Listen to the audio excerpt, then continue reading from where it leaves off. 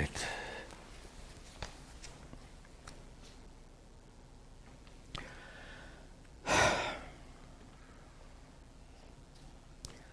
Om Sahana Bhavatu Sahano Bhunaktu Sahavidyan Karavavahai Tejasvinavadhitamastu ma Vidvishavahai. Om Shanti Shanti Shanti Chaitanyam Sarvagam Sarvam Sarvaguhakubhashayam Yat Sarva Vishayatitam Tasmai Sarva Vide Namaha. Good. Welcome to you all. Welcome also to many students attending this class regularly online. We continue our study of chapter 17, a little longer chapter, and one thing I noticed in preparation is that Shankara doesn't seem to have a particular plan in this verse. In fact, the whole text doesn't have a particular plan. Remember that most of the chapters are arranged in the order of their length. That's odd. The shorter chapters are followed by longer chapters, are followed by still longer chapters. That's evidence that this was put together by an editor, and Shankara just wrote, and then some editor put this all together into a text. And even within this chapter 17, which is a longer chapter, he doesn't seem to have a particular plan. He goes from topic to topic. And I actually find that very nice. I have such fond memories of my own guru when he was not bound by a text and he had the freedom to kind of wander from topic to topic on his own. I found that very helpful and very delightful. Shankara seems to be doing that here. So in our previous class, we saw we had some very profound verses on nididhyasana.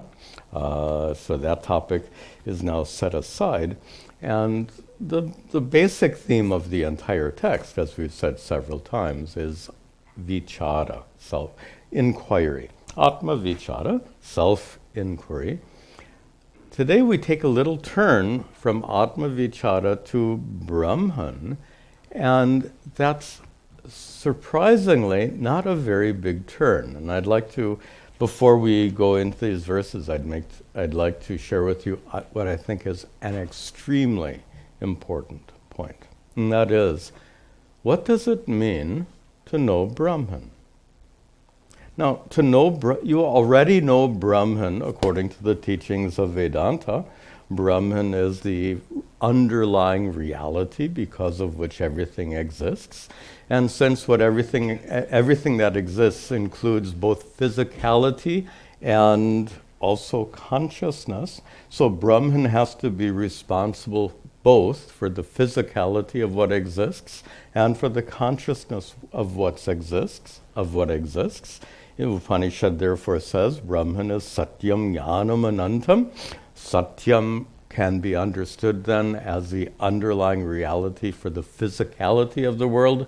Jnanam is most certainly the underlying reality for the consciousness, wherever we see in the world, and Brahman is anantam, limitless. You already know this, right? I mean, this is not an introductory class, I presume. You've already heard this teaching, and you understand it. Is that Brahma Jnanam? Most certainly not. That's knowledge about Brahman, not knowledge of Brahman. So you've got the definition. That's important, by the way. To have that understanding, as I've just described, is important. I'm not saying it's unimportant, but clearly there's a huge gap between knowing about Brahman and knowing Brahman. So how is Brahman to be known directly and personally and without all of these fancy words and concepts? How is it to be known immediately?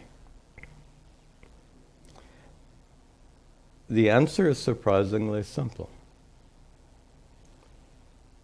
Brahman, and here's the bottom line.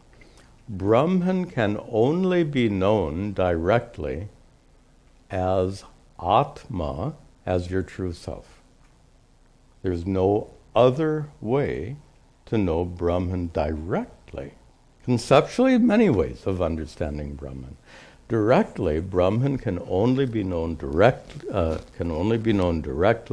as your true self, Atma. And of course, that makes perfect sense. After all, the Mahavakya says Tattvam Asi, which could be translated as Brahman is Atma.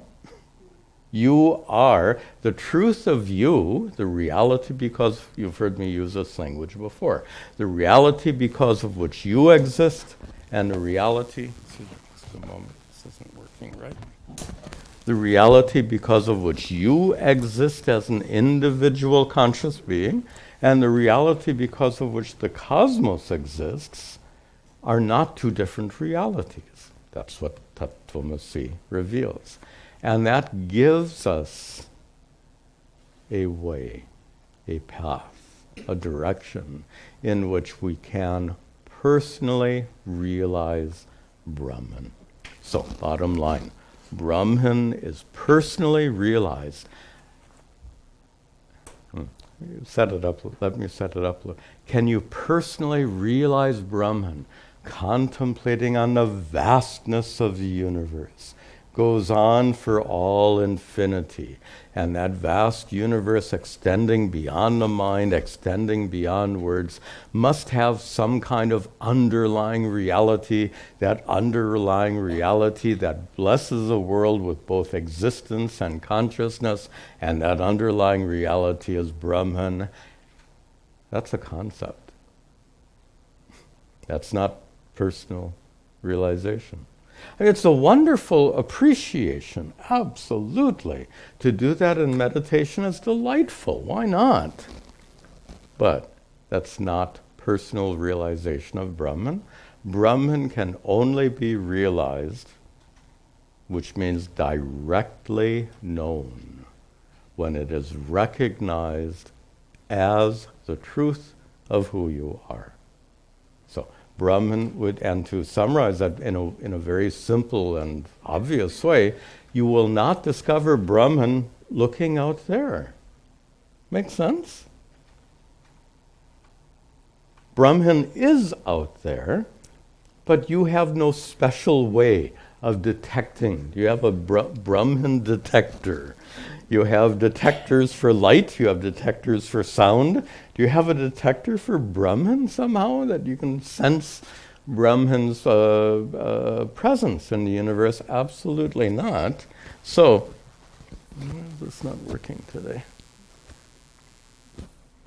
Let's see if that will work.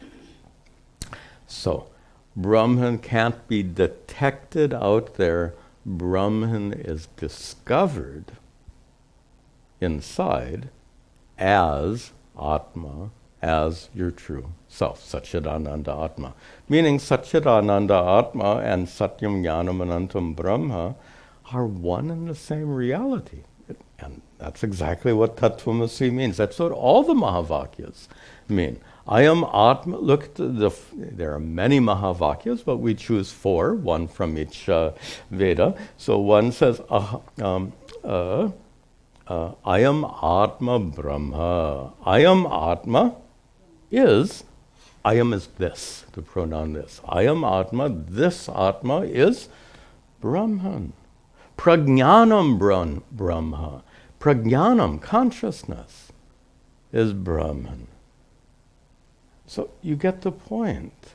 The Mahavakyas reveal this truth, that Brahman is discovered as your true self. Okay, that's such an important introduction to these few verses we'll see today. So let's continue. Akurvan sarvakrit shuddhas, akurvan sarvakrit shuddhas, tishtan atyeti dhavataha, tishtan atyeti dhavataha, Mayaya sarva shaktitvat, Mayaya sarva shaktitvat, ajasan bahudha mataha, ajasan bahudha mataha. Sarvakrit shuddhaha, and there's a typo, there's a da missing there, shuddhaha. Of course, sarvakrit followed by shuddha undergoes sandhi, an interesting sandhi. Anyway, those are the individual words. So, starting off with atma, which is described by Shankara here as a kurvan, without doing anything. Atma sarvakrit is the maker of all, everything you experience. Everything you experience, and I think we've used this language before. The content of experience is consciousness. That's such a simple but powerful concept. Just like the content of a pot is clay, the content of an experience is consciousness. Clay gives reality to the pot. Consciousness gives reality to your experiences. There is a name and form, pot, and all of your experiences are conditioned by name and form. It's a very helpful metaphor, and what's wonderful about it is it's simple. It doesn't take much effort to grasp that. The content of experience is consciousness, and that's what this first line says. A kurvan sarvakrit, consciousness gives form to all of your experiences without itself doing anything. Nice metaphor. What did clay do to become a pot? Clay didn't do anything to become a pot. What did consciousness do to become this experience you're having right now? The mind and brain are intensely involved, but that's not what I'm asking. What did consciousness do to become this experience? You get the point. Then the next word comes shuddhaha, and we've always taken this word in a very specific way. Shuddha, untainted, unaffected, unchanging. How is clay affected by the pot? Not at all. Clay remains clay. How is consciousness affected by whatever experiencing you're having? If you have a wonderful experience or a terrible experience, the content of both experiences are one and the same consciousness. Now, this is a sophisticated teaching. It presumes that you've understood. We're in the 17th chapter, so it presumes that you've really understood the nature of unchanging consciousness. Further, and that next metaphor he gives, tishtan atyeti dhavataha. Atma, tishtan, remaining fixed. Dhavataha is running around. The root is actually the root to run. Dhavataha atyeti, runs beyond. It's kind of a metaphoric statement. Atma, without movement, without change, appears as you're constantly changing thoughts. Think of your experience as constantly changing, moment to moment.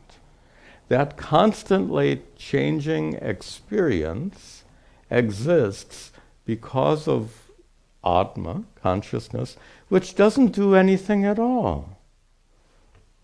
Again, what is clay doing? To use this metaphor properly, if I use this pot to drink water, what is clay doing? It is a little subtle. Does clay hold water? Pot holds water.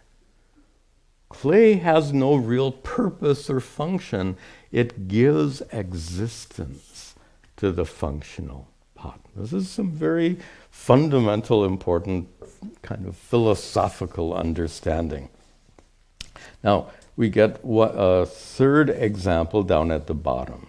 Last verse, last line. Ajaha san, consciousness being unborn, and unborn suggests unchanging as well. I'll spare you. There are 6 changes. We've in a class long ago. You might remember a topic called shat-vichara. I don't want to review that right now because it's fairly involved. So birth is one of those 6 changes. So when you negate birth, you negate all 6 of those changes. Go back and find that topic, or look up online, shat-vichara, 6 vikaras. You'll find that topic. So ajaha san, consciousness being not only unborn but unchanging, bahudha mataha, is considered to become many. Are your thoughts one or many? That's pretty obvious. So consciousness is one. One consciousness becomes many. One clay can become not just one pot, but many pots, hundreds, thousands of pots, all made of one clay. So one clay becomes many pots. One consciousness becomes many thoughts. Now we can put a twist on this, and the twist is suggested by that last line.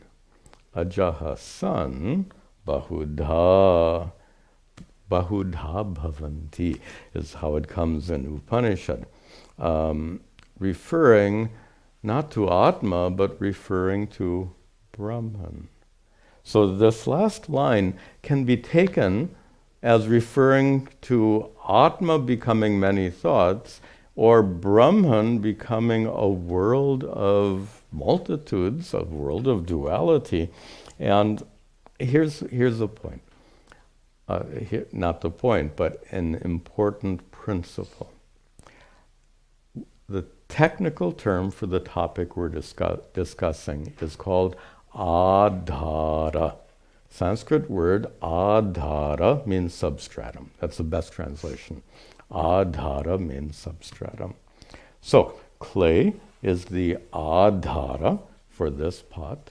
Consciousness is the adhara for experience, and Brahman is the adhara for the manifest universe. So this is a principle we need to understand.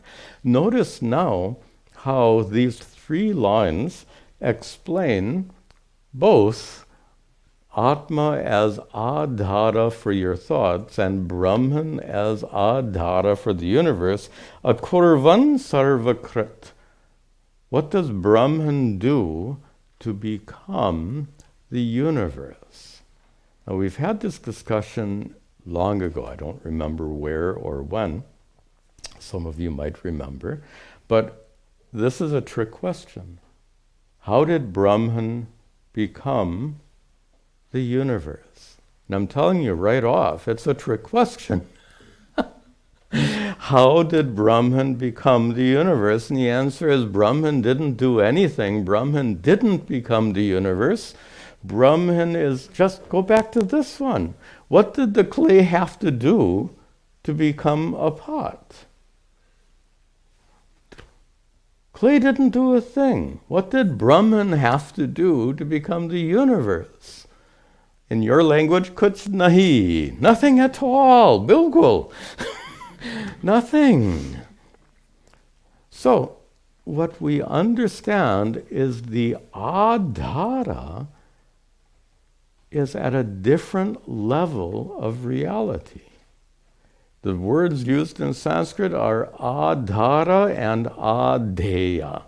Adhara is the underlying reality for this pot. Adheya is that which is literally that which is placed on the adhara is adheya. It means that in which the form in which the adhara is manifest.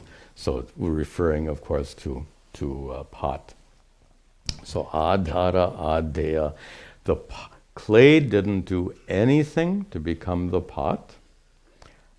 Consciousness didn't do anything to produce your experience. Brahman didn't do anything to create the world. Akurvan sarvakrit. Without doing anything, everything is produced. Then, shuddhaha, and what I want you to see is how these words apply equally to Atma being the source of your thoughts, and let's stay with the Sanskrit word. Atma being the adhara, the substratum of your thoughts, and Brahman being the adhara, the substratum of the universe. Next word, shuddhaha. We said the clay didn't get affected at all when the pot arose. Your consciousness doesn't get affected whether you have a pleasant or an unpleasant experience. So you get the idea that the adheya doesn't affect the adhara. The manifestation doesn't affect the substratum, in simple words. And the same holds true for Brahman. Brahman as the underlying reality is the fact that we say underlying reality means different level of reality. Just as pot exists at a different level of reality than the clay, the universe exists at a different level of reality than its underlying truth, Brahman. So underlying means more real. Remember our definition of more real and less real? Can we just remember that once again?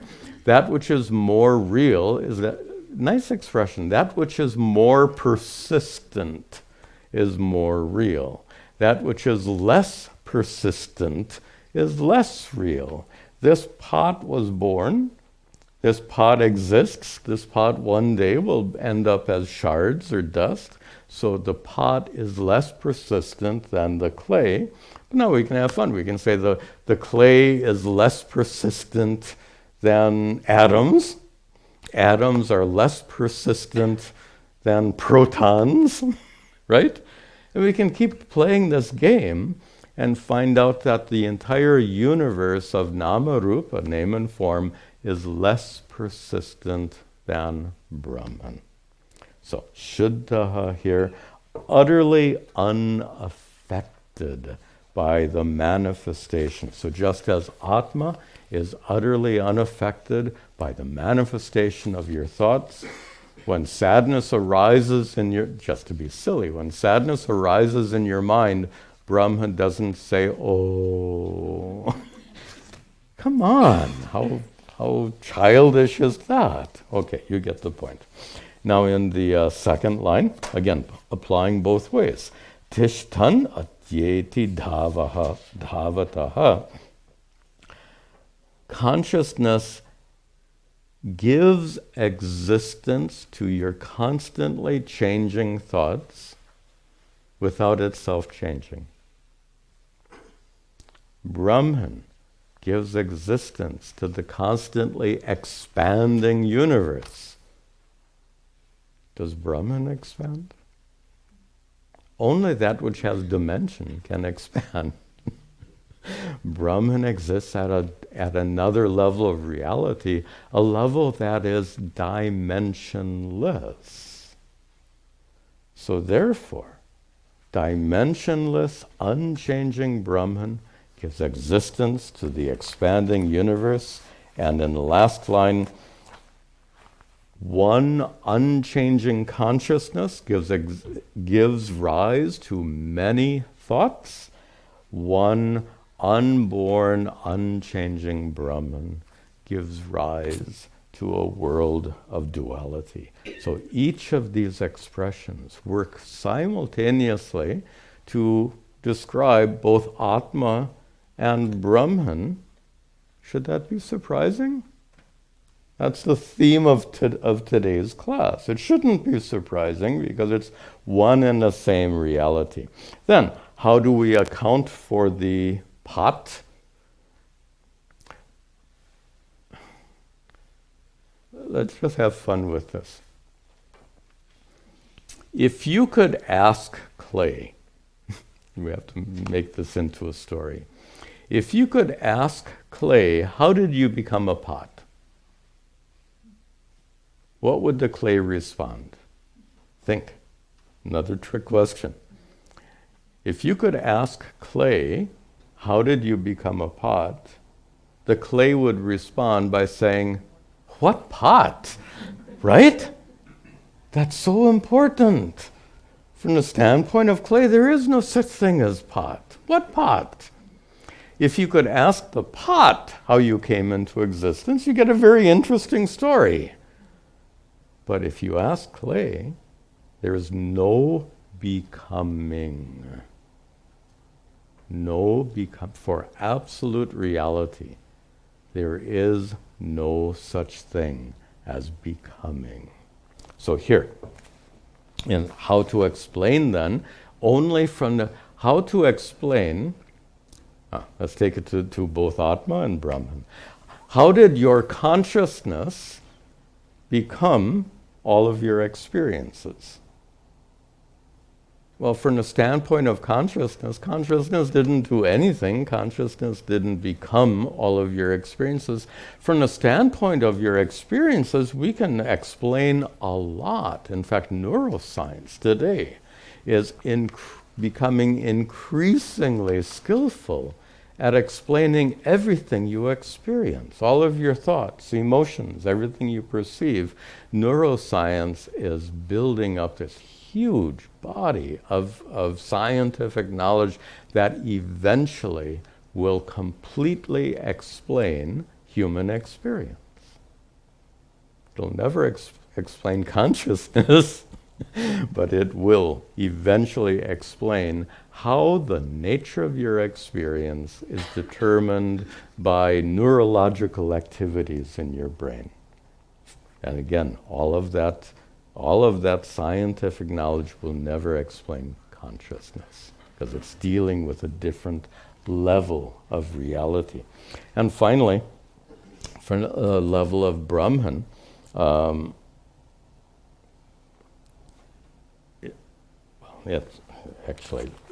the level of Brahman, let's look at that line that we've conveniently skipped over. How then to explain? If Brahman doesn't become the universe, how do we explain the manifestation of the universe? And the answer is from the standpoint of the universe, not from the standpoint of Brahman. From the standpoint of the universe, we see creative powers at play. Maya. Maya is that creative power. And through that Maya means due to Maya. And it says sarva shaktitvat, because of this all-powerful nature of Maya, the universe exists. There is a creative force in the universe, not in Brahman. The creative power is in the universe. If the creative universe is in if the creative power is in Brahman, then Brahman is involved in the activity of creation. And we've just established how, just as clay doesn't do anything, consciousness doesn't do anything, Brahman doesn't do anything. Brahman doesn't create the universe. There is a creative power, and there is a creator. The creator we call Ishvara, not Brahman. The creative power we call Maya, Maya Shakti. And Ishvara and the power of Maya belong to the universe. Ishvara and the power of creation are as real as the universe. There's something more real, Brahman. So this is I find this extremely profound. Both in terms of understanding how the adhara, the underlying substratum, is not engaged in any kind of action. And secondly, how the definition of consciousness and the definition of Brahman overlap, finally. And we'll see that much more in the next verses. So let's continue. Rajavat sakshi matratvat, Rajavat sakshi matratvat, Sanidhyad brahmako yatha, Sanidhyad brahmako yatha, Brahmayan jagadatmaham, Brahmayan jagadatmaham, Nishkriyo karako dvayaha, Nishkriya dvarako dvayaha. All right.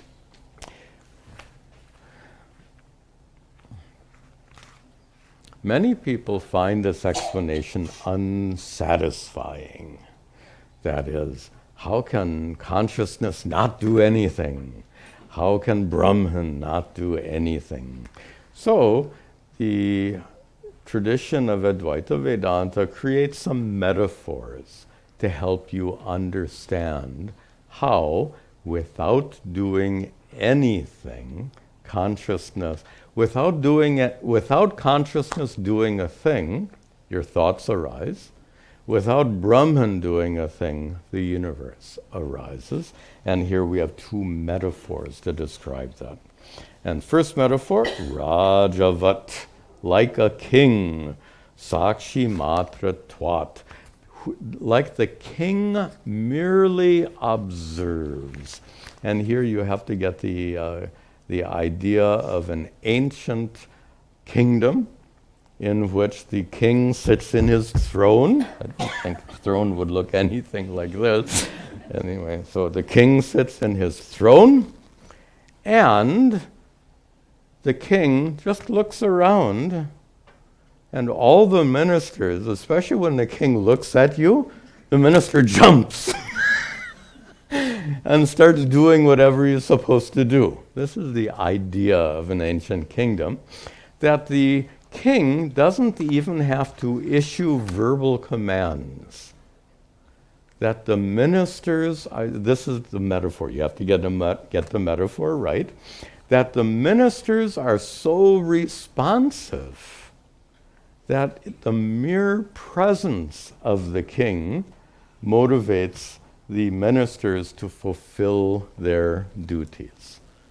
Nice metaphor? The mere presence of consciousness causes the mind to function.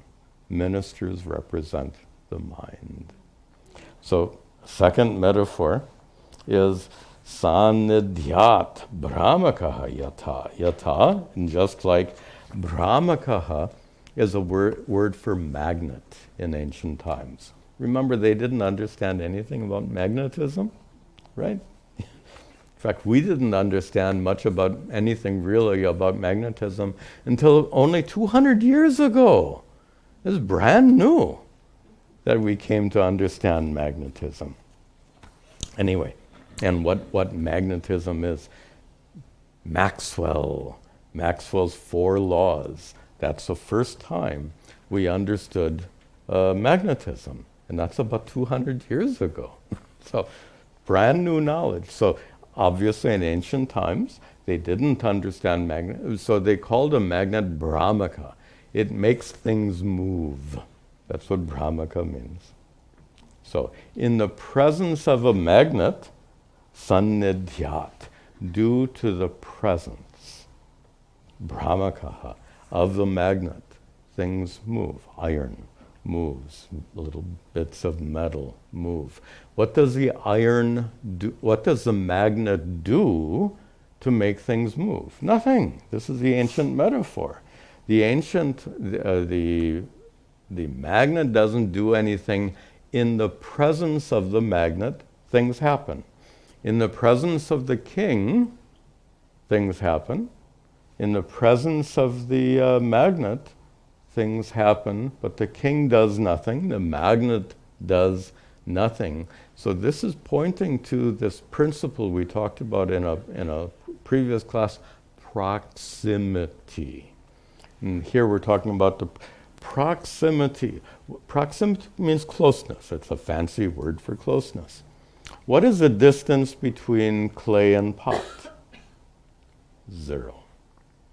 What is the distance between consciousness and thoughts? 0. What is the distance between Brahman and the universe? 0. Proximity. Adhara means that which is that upon which something is interwoven, is that adhara. So in this way,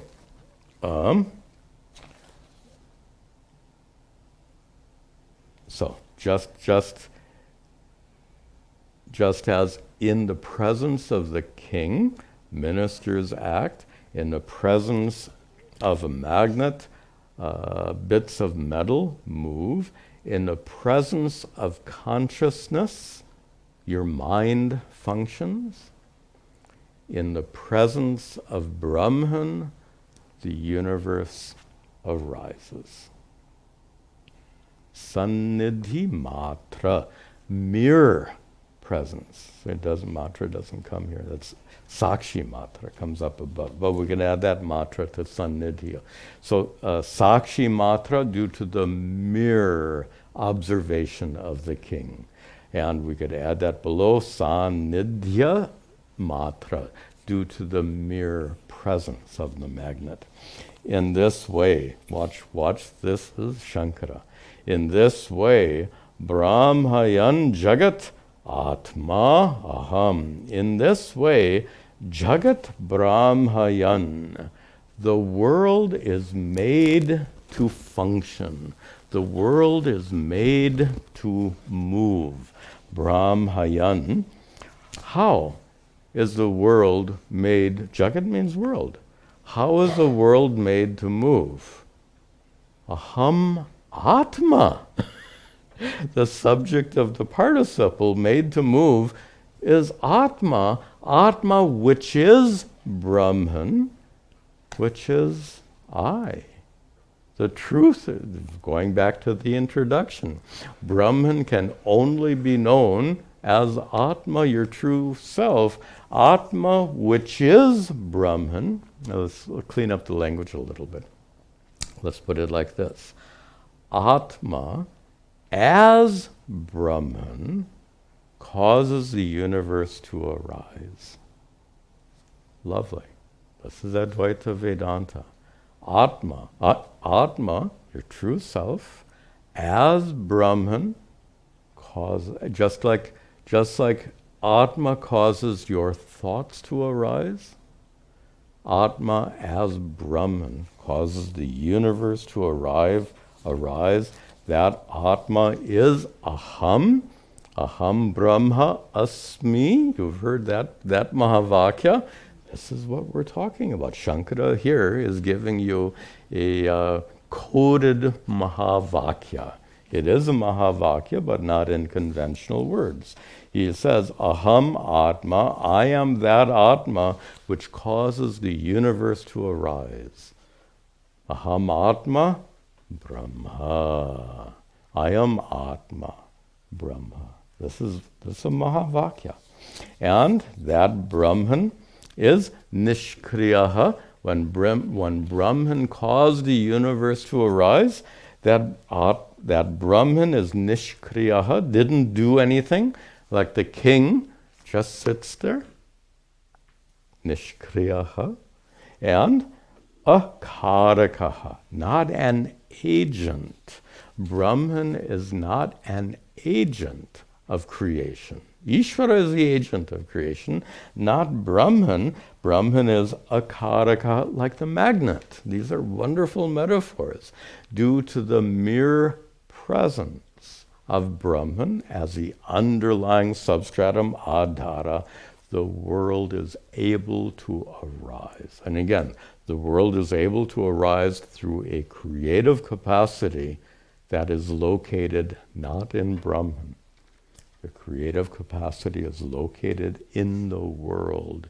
The creative capacity, therefore, is less real than Brahman. Brahman is the adhara, the underlying reality because of which everything exists. And just to conclude this point, underlying reality because of which everything exists includes the underlying reality because of which Jagat, the world, exists, the underlying reality because of which Jagat Karta exists, the creator of the world, Ishvara. Brahman is the underlying reality, and Brahman is the underlying reality because of which Maya Shakti exists. I'll do that one last time, then we'll see the last verse for today. Brahman is the underlying reality because of which Jagat exists. Brahman is the underlying reality because of which Ishvara exists. And Brahman is the underlying reality because of which Maya Shakti, which belongs to Ishvara, exists. Now, if somebody were to say, yes, Swamiji, but what is the underlying reality because of which I exist? What can you say for such a question? Such a question maybe doesn't deserve a response. Okay, let's see one more verse today. Nirgunam nishkriyam nityam, nirgunam nishkriyam nityam. Sorry. Nirdvandvam yan niramayam, nirdvandvam yan niramayam. Shuddham buddham yatha muktam, shuddham buddham yatha muktam, tad brahmasmiti dharayet, tad brahmasmiti dharayet. Nirgunam, free from qualities. Nishkriyam, free from action. Nityam, unborn, uncreated, eternal, unchanging. Is Shankara talking about Atma or Brahman here? Try that again. Nirgunam, free from qualities. Nishkriya, qualities like size, shape, form, etc., color. Nishkriyam, actionless. Nityam, eternal implies uncreated and unchanging. So is Shankara talking about Atma here or Brahman? And the correct answer is yes. Good, you got it. You absolutely got it. Continue. Nirdvandvam, non-dual. Yat niramayam, that which is free from suffering, utterly unaffected. Atma or Brahman? Yes. Shuddham, buddham, yatha muktam. Shuddham, pure in the sense of unaffected. Buddham, in the sense of consciousness. Muktam, in the sense of, actually these words, these last two words really apply more to Atma. And let me explain why. Shuddham equally, Atma and Brahman. But this word buddham we use in the sense of enlightened. And enlightened is a term that really applies to our human experience. So as a word referring to human experience, I would suggest that buddham is not a fitting word to describe Brahman. I mean, to say Brahman is enlightened is kind of meaningless, but to say an individual person becomes enlightened is highly meaningful. Similarly, muktam. In fact, Shankara is paraphrasing himself here. In his commentaries, there's one expression that he's so fond of, he uses again and again and again. He says, Nitya Shuddha Mukta Swabhava. Nitya Shuddha Buddha Mukta Swabhava. This is his term. Nitya Shuddha Buddha Mukta Swabhava. This is his term that he uses in so many commentaries, and he's paraphrasing himself in this third line. And he uses it specifically to talk about Atma. Atma is Nitya Shuddha. Eternally pure means eternally unaffected by worldly problems. Atma is Nitya Buddha, eternally enlightened. Atma doesn't get enlightened one day. An individual being can get enlightened. Atma doesn't have ignorance. Atma doesn't need Vedanta, as we said before. Similarly, Nitya Mukta, eternally liberated. As I said, Vedanta is not for Atma. Atma doesn't need Vedanta. Someone who says, I suffer, needs Vedanta. So, Nitya Shuddha Buddha Mukta Swabhava. Atma is one whose Swabhava, whose true nature is eternally pure, eternally enlightened, eternally free. And last line here. Now this is, Shankara is so brilliant at doing this. He says, Tad Brahma Asmi Iti Dharayet. Iti Dharayet. You should ascertain. You should ascertain what? Tad Brahma Asmi.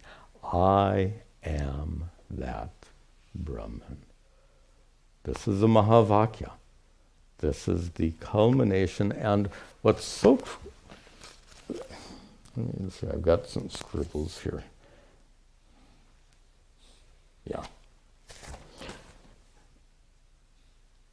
The fact that Shankara uses the first person here makes it so obvious that this is not some kind of speculative philosophical discussion.